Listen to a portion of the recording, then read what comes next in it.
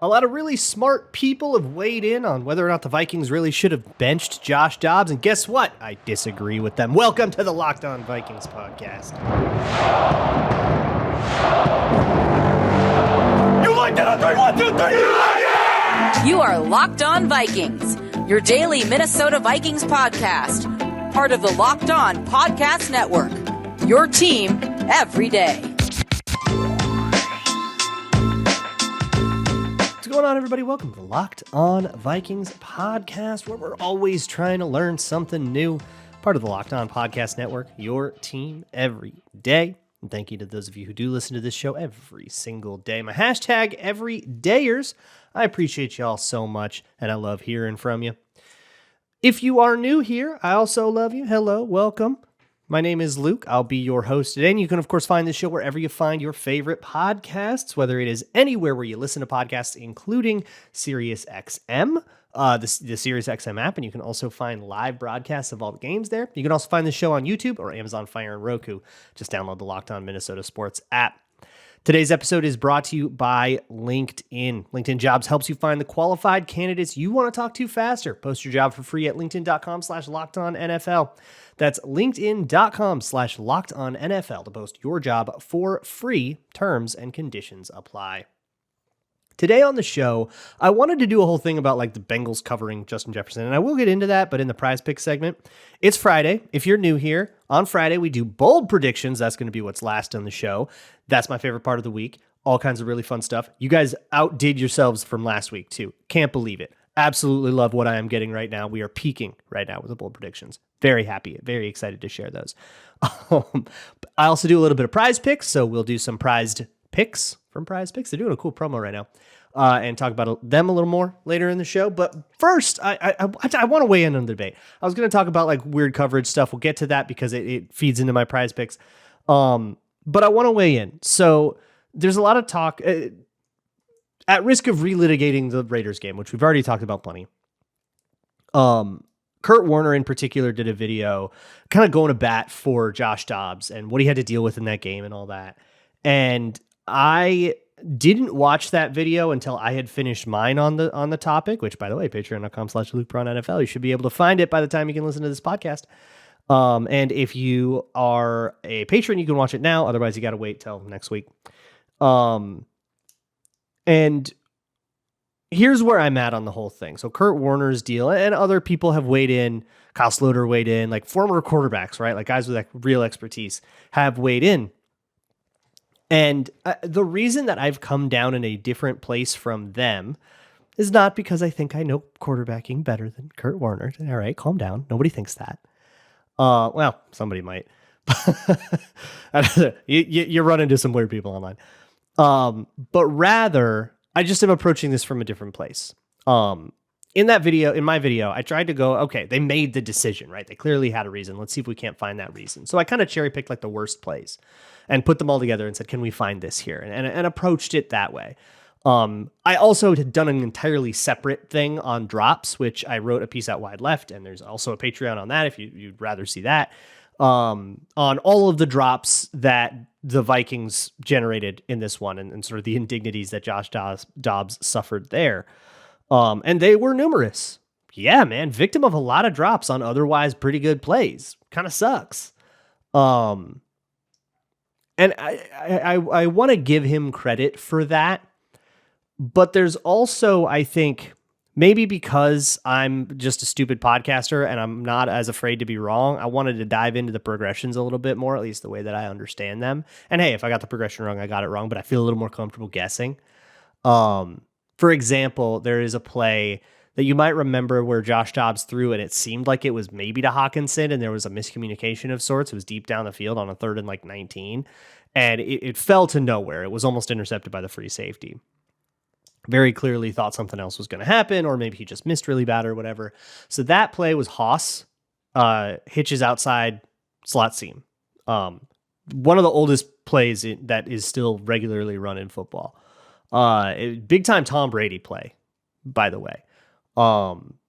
It was, so hitches outside slot seems, but like a deeper version of that because it was 3rd and forever on that play.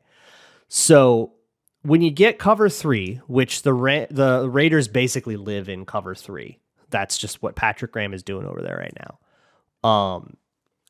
You have those 2 outside middle third defenders, right? So you run deep enough hitches where you get into their zone and then you turn them around. You basically pin those 2 guys down. Now the only deep defender that is unoccupied is the middle third defender, and you run a seam on either side of that guy. You should have him in conflict. You should be able to get something, right? That's the idea of Haas versus cover 3, and that has been a thing for like 20 years. That is one of the most popular cover 3 beaters out there. And they got exactly the look that they wanted on that. They got the hitches to get the outside guys properly. The middle safety was in conflict. And I think when you see that, what I want a quarterback to be able to do, and by the way, there was no pressure on this one, so he had time. And I know that it was 3rd and long, but the Raiders did not set up in a way that would have like prevented this. They did not. They dropped a little deeper than usual, but not enough. When you have those 2 seams, what I want is for a quarterback to look off that safety. Right? That's like what I think is normal to expect. And to be able to kind of say, all right, I know what I have here now. And by the way, Dobbs has not had a restricted playbook for weeks. I think the Saints game was the last time they really had any training wheels on him playbook wise. So the expectation at this point is you got to be able to know the playbook. And if you can't expect him to know the playbook, well, we've got a guy behind him that can. So that kind of goes into the benching category anyways. But if you can't look off that safety, look toward one of those seams, get the safety to move over that way, and then look back and deliver the other one. If you're not doing that, then we got a problem, I think.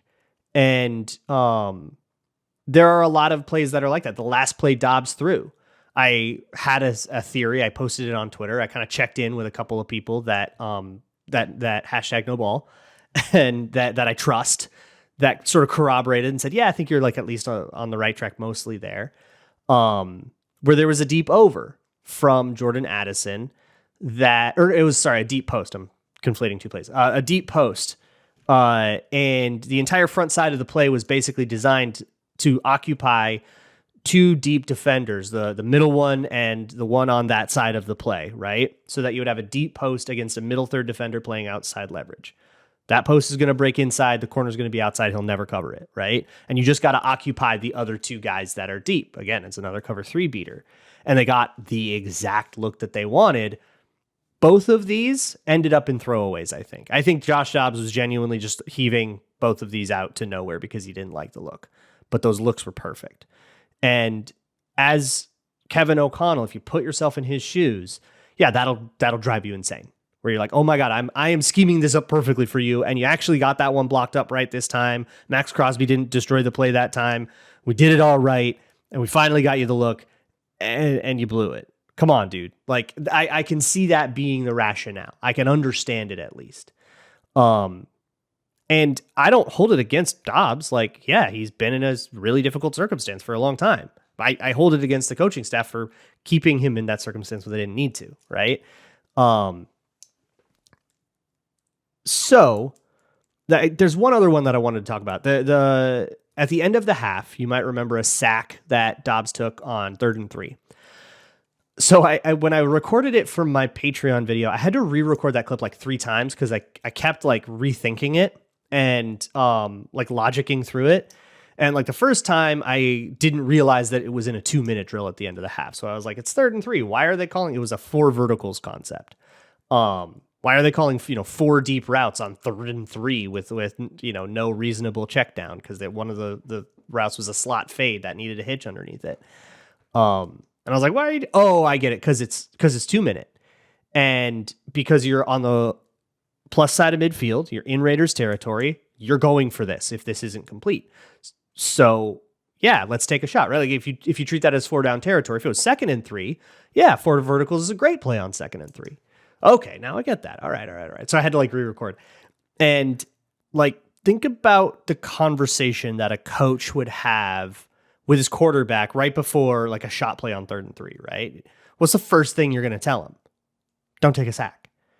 And when that play doesn't develop in a viable way, none of the deep routes are open, you can't take the shot you wanted to take, his instinct is to scramble backwards. He takes an 11-yard sack out of field goal range and certainly out of go-for-it range. That's going to drive a coach nuts. And even if you kind of excuse the part that, like, yeah, it wasn't his fault that no one was open, but that bad moment turned into a disaster. And that was like what Kevin O'Connell went into halftime thinking about. So yeah, the leash is going to get short, and the leash was already short. Nick Mullens had taken first team reps all week. So now it's been announced. Kevin O'Connell announces that Josh Dobbs is QB3. He's going to be inactive, emergency QB3, only if Mullens and Jaren Hall get hurt. Jaren Hall's the primary backup now, and we're going to roll with this. So we'll see what happens from there. I got prize picks coming up. I got bold predictions coming up. So don't you move a muscle, all right? Hold your breath for the rest of the show. Today's episode of Locked On Vikings is brought to you by LinkedIn. LinkedIn Jobs has the tools to help you find the right professionals for your team faster and for free. And if you are not looking on LinkedIn Jobs to fill your job, what are you doing? It's the biggest market out there, and everyone is going to be looking at LinkedIn Jobs. So should you. It is the go-to spot, and it's the go-to spot for a reason. 86% of small businesses get a qualified candidate within 24 hours of posting their job for free on LinkedIn. It's not just a job board, it's a connecting network of more than 1 billion professionals. And they have all kinds of resources that help you pare down all of those professionals into a candidate that's right for your job, your company, your culture. That's unique. That's not a one-size-fits-all thing. Post your job for free at linkedin.com/lockedonnfl. That's linkedin.com/lockedonnfl to post your job for free. Terms and conditions apply. All right, let's do some prize picks. It is time for your prize picks. Prized picks. You hear me talk about prize picks a lot on this show. We do it every Friday. I've been just having a lot of fun with prize picks. And here's the deal with this game. I don't see a lot of passing production happening on either side of the ball. The Vikings defense is playing lights out. The way that, so if you listen to yesterday's show, which you should go, Crossover Thursday, it's with Jake. And that'll be a much more comprehensive preview of the game than this, which is just a couple of quick things. But one of the things that he talked about was that with Zach Taylor, what he's done with Jake Browning and trying to make it work with a backup. You know, they're dealing with the same thing we are. Is that they've gone like super under center rollout heavy. And the Flores defense, one of the impetuses that like made it happen, made Belichick do the parts of the defense that Flores has taken with him, was under center, wide zone, rollout heavy offenses. This McVay 2018 stuff, like they're going back to that. That's kind of what it sounds like, right? And especially the under center part of it is something you do when you want a lot of horizontal motion and when you want those like boots to go the other way, right? And it's just what Jake Browning's comfortable with. So that's what they're doing. But with the Vikings getting 5 and 6 guys on the line of scrimmage as often as they do, breaking up those double teams, just like they did against the Raiders and like they did against the Bears, and I mean, like they did against the 49ers, I think is the best example of this because that's a zone run game. They're pretty good at it, and they were limited. Breaking up those double teams means that, you know, guards that you don't necessarily trust are going to be in one-on-one situations. Just like if you think about, you know, Dakota Dozier on the Vikings having to one-on-one some defensive tackle and not winning. Everybody's got their Dakota Dozier, you know? And you can kind of isolate him that way depending on which front you decide to like base out of for that game. That also means that a lot of the passing production is going to be a lot harder to figure out if they rely on play action a lot. Because here's the thing about these under center play action heavy teams. It's been proven like super thoroughly that how well you are running does not necessarily correlate to the efficiency of your play action pass game. And there's a lot of debate over why this analytical phenomenon happens and stuff. But one of the things that happens, if you stop the run, these play action teams are going to keep going to it, and they're just going to like piss away a bunch of downs on it. Like that's something that just happens. If you stop the run, guess what? They're going to get into like second and longs a bunch. And I think that's going to be a difficult place for Jake Browning. So for that reason, one of the first things I'm doing here on PrizePicks, which is all just a bunch of more than less than games, and then we slam them all together. And if we get them all right, we get a big payout. But it's like an all or nothing thing. Jake Browning, less than 239.5 pass yards. Now they're doing an interesting little promo right now, this Demons and Goblins thing, where if you were feeling super bullish on Jake Browning, you could say more than 274.5 pass yards. If you think he's going to have a 275-yard day or better, you actually put it more than there, and it gives you like even way better payouts. It's like up to 100 times your money if you hit on that and the rest of your play. I didn't want to do that. They don't have a less than version of that, which I'm kind of bummed about because I would go there. But I think 240 is too high. And similarly, I think 240 is too high for Nick Mullens. It's 240.5 for Nick Mullens. I don't see the ball moving here. So here's the coverage thing that I was going to spend a bunch of time talking about before I got wrapped up in the Kurt Warner thing. It's I don't know. It's fascinating that it's a very subjective thing. And I like that there can be different perspectives, but on the coverage thing. So when I asked Jake this yesterday, how do you handle number 1A superstar receivers like Justin Jefferson, who is confirmed he's going to play. He's noted questionable for the game, but he's like come up in front of the media and be like, I'm going to play. So I kind of trust him there. And what's your plan for that? And Jake didn't really have an answer because the Bengals haven't gone. And I looked at the schedule and I was going to like come up with like, oh, come on, this is whoever slander. And I couldn't come up with an answer. There's a lot of teams on there that have, multiple good receivers. And there's a lot of teams that have kind of a bunch of dudes. So they haven't really gone up against it's fair. Like they haven't gone up against a team where it's like, this is their guy. What's your answer for him? Like it is with Jefferson on the Vikings. And so that went up, and then Mike Sanguata, who does guest spots on Locked On Bengals all the time, reached out and was like, actually, I have a thought. So that's interesting, and it's playing a lot of quarters bracketing, which is different from cover 2 bracketing, which the Vikings have tailored a lot of their offense to punishing, and to great effect early in the season until Jefferson went down, and then it kind of became moot.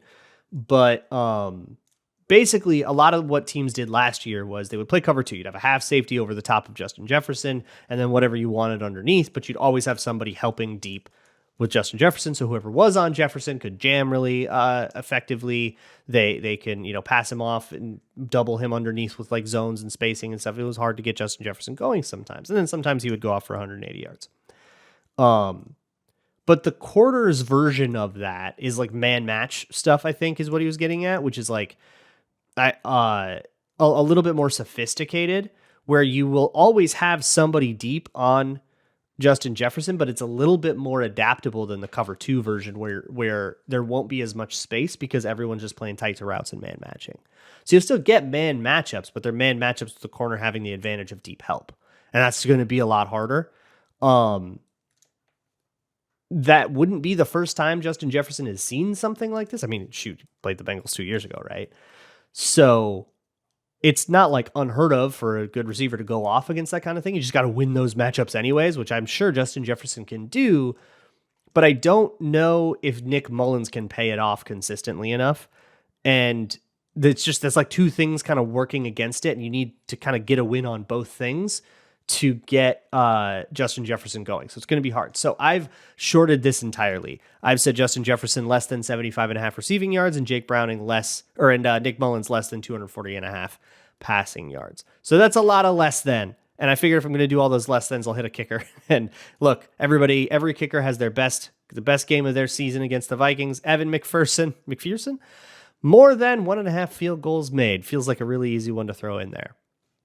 I just don't see the ball moving a lot in this one. Both defenses are playing well. Both offenses are in flux. And the rollout stuff is a great way to protect your quarterback, but I don't think it works against this Flores defense. I don't think this is the thing to do here. Now, the way I get burned here is if creative offensive play callers like Kevin O'Connell and Zach Taylor come up with something that I don't see coming, which yeah, that's definitely possible. I probably should respect that, but hey, that's why it's PrizePicks and not Prize Prophecies. Got him. That's my prize picks. I got 4 plays today.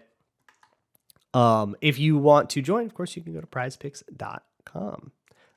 Next up, though, is the fun stuff, the bold predictions. These aren't meant to be right. They're meant to be dumb, and that's what we love about them. Today's episode of Locked On Vikings is brought to you by BetterHelp. BetterHelp is online therapy made easy. They can help hook you up with therapists that are right for your needs. And what's crucial is if you don't like that therapist, they will help you switch to another person to consult with until you find a therapist that is right for you. And I think that's a big deal for therapy. I've been in therapy for years, but it took me a little while to find somebody that jived with me. I have ADHD. The first therapist I talked to, and I didn't know about BetterHelp back then, I was just calling people, was like, get a planner. And if you know anybody with ADHD and you tell them to get a planner, get ready to run, like that's the worst thing you can say. I was like, this person isn't right for me, right? This is not the experience that I need. And until I found somebody that worked with that and had experience. BetterHelp can kind of be your Sherpa through that process. And can help you get into something that I think is really important for mental health. Even if you don't think you have like problems that need dealing with, maintenance is still really healthy. So give yourself what you need this season with BetterHelp. Visit BetterHelp.com/lockedon today to get 10% off of your first month. That's BetterHelp, HELP.com/lockedon. Oh, baby, it is so time to get bold. It is bold prediction season. This is my favorite segment of the week. This is when I take your bold predictions. I choose the ones I think are the most fun. And if you get any right, I get punished. We haven't gotten any right this year. That's the way it should be. I've been accused of sandbagging this. Look, I want to get one, but I want it to be one that would be really funny to get. Like if I pick one that's like Nick Mullens gets 350 yards, like that's kind of bold, and I guess it could happen, but if it happens, like that's not that fun, like that's just a stat line. I want it to be crazy, deranged nonsense, such as what we got from the Raiders game. You guys were on fire. The Mary Skolba said that since Las Vegas is known for blackjack, aka 21, the touchdown scorers, their jersey numbers would add up to 21. For example, a field goal from, or just the scorers, I amended it to. So to open it up a little bit. So 2 touchdowns from Addison, that'd be a 3. A field goal from Joseph, that'd be a 1. And KJ Osborne, 17, that would equal 21, etc. There was one score. It was a Kirk Joseph touchdown. That there is one score ruined all of these. Nobody had any of the like crazy low scoring ones, which people have submitted like game ends 3-0 Vikings before, but we didn't get any of that. If you did, shout it out, and I just didn't pick it, like shout it out. Good for you. It doesn't count for this, but good for you. Milo Graham said that 3 different quarterbacks would play for the Vikings, and all of them would complete a touchdown pass. I opened that up to more players. Like it didn't have to be play quarterback. We just need like, it can be a trick play thing, right? But again, no touchdowns. Bradley, we did get 2 people playing quarterback for the Vikings though. Bradley Norris said that O'Connell would go all out, adjusting the offense to Dobbs, and that Dobbs would be the leading rusher and have more rushing yards than passing yards, and less than half the passes would be from the pocket. There was a lot of zone read, but it was always a give read. The Raiders seemed ready for it, or at least ready to like keep the ball out of Josh Dobbs' hand. But I think it did help the run game like do better in ways that I had described in the weeks leading up to that. If you are curious, you can go listen to those if you want to go live in the past. Sam Root said that Amir Abdullah would lead the game in receptions with 4. Devontae Adams led the game with 7. Jacoby Myers also got 5, as did TJ Hawkinson, who led the Vikings in receptions, next to KJ Osborne, who got 4. So a few people went above that. Amir Abdullah got 2 receptions. So we got half of what she said. Chris says that the Raiders would be terrified of JJ, so they sell out to make sure he doesn't beat them, holding him under 20 yards, but allowing for over 100-yard games from Hawkinson, KJ, and Madison. So I don't think JJ even got held under 20 yards. Yeah, he got 27 before he went out. So he didn't even get it with the injury. I would have considered giving that to you if like all the other parameters happened. But I would have definitely been like a little bit bummed about like getting it on a technicality, because you said like they sell out so hard for Justin Jefferson. Like I feel like in the spirit you hadn't gotten that either, because they definitely didn't sell out to JJ. Draw Goblin said Justin Jefferson would have a multi-touchdown game, at least one of which he pulls the fake injured hammy celebration. I actually thought that one was pretty viable, but obviously, again, no JJ, unfortunately. Let's move on. You guys up to the deranged. I can't believe it. You outdid yourself. I'm so proud. The next one comes from Cho. First one comes from Cho for the Week 15 Cincinnati Bengals game that said, Ivan Pace touches the ball on a touchdown. He does not score himself. He had a whole thing about like 2 touchdowns and 2 forced fumbles and 2 picks and all this. And I was like, that's too specific. I workshopped it a little bit with him. Ivan Pace touches the ball on a touchdown that he does not score is where we ended up. So this can be pick up a fumble, lateral. This can be if he just has to touch it. So he can attempt to pick up the ball on a fumble, not pick up the ball. Somebody else does and score. That counts. Any weird offensive trickery, Mike Vrabel nonsense, if that comes in, that counts. There's a few different ways to get there. And all of them are really funny. And I would really, really love to hit it. Kurt with 2 C's says that the opposite of the game versus the Raiders, the Vikings and Bengals will have a game where a touchdown is scored every drive and there are no punts. So love how bold this is. I'm going to open it up a little bit for you and amend it to just a score. So field goals count. And of course, no punts. And defensive touchdowns will count as like a score because we didn't specify what team has to score, right? It's just every drive has to end with a score. But if it is just a regular turnover that doesn't go for a touchdown, then yeah, that'll ruin it. So I've given you a couple of extra little outs here, but I love the idea. Score every time, big giant shootout. Boy, would that knock me on my butt. That would that would floor me. I don't see that coming. But hey, it's not the sensible predictions segment. Eric the Red says that Jake Browning completes a pass to a Vikings wide receiver or tight end. Okay, so when I got this one, I was like, okay, I love where your head's at, but how would this happen? And a bunch of people said like the only thing they could think of is like hands team on a Hail Mary, where you put out like Justin Jefferson and then he intercepts the Hail Mary, like Justin Jefferson interception. So I love that. I am going to open this up a little bit. I don't know if it even helps, but I'm going to say that Jake Browning completes a pass to any Vikings offensive player. I don't think that helps, but on the off chance it does, I'll give you that. Just because, just specifying it as a receiver or tight end, I don't know. It doesn't make it that much more bold. Skull Kirk says that, he had I don't know how you found this, man. So he says Foles took over for Wentz in the Week 14 game, the year they won the Super Bowl. Foles only had 4 incompletions at the end of that game. Mullens only had 4 incompletions as well last week. Foles started in Week 15, throwing for 237 yards and 4 touchdowns. Mullens will match it this Week 15. Okay, phenomenal pull. Very proud of you. As I have started doing here with these like exact stat line prediction things, because they're just a stat line isn't that interesting, even if it has a cool backstory, I'll allow this to be an over. So if you get 250 yards and 4 TDs or 5 TDs or something like that, we still get that, but it's got to be over 237 and 4 touchdowns, which by the way, you could actually get 238 and I could still win my PrizePicks and catch this bold prediction. But the 4 touchdowns will be the difficult part here, right? Like 4 touchdowns Week 15 after 4 incompletions. That's the crux of it. Everything else is a little bit of just window dressing, and I think that's really cute. Zach says that Joseph is going to make his career-long field goal, but also miss the shortest field goal he's ever attempted in the game. Okay, so I was lazy, and I asked Zach to grab these numbers for me, which he did, thank you. The career-long is 61, and the career short is 21. So you got to miss one from under 21. I think, so rule of thumb is 17 yards behind the line of scrimmage is the field goal distance, because you have to add the 10 yards that the end zone is, and then usually they'll line up around 7 yards behind the line of scrimmage. So 17 yards is rule of thumb. Take the line of scrimmage plus 17. That's your field goal distance. So to be under 21, this needs to be kicked from the 3 or under and to be missed. Boy, is that bold. Plus making a 61-yarder, which I could see for sure. Skull Ross says in the LSU Bowl, at least 3 different LSU alums score a touchdown. Justin Jefferson, Jamar Chase, and at least one of Hunter, Ingram, Roy, or Ward.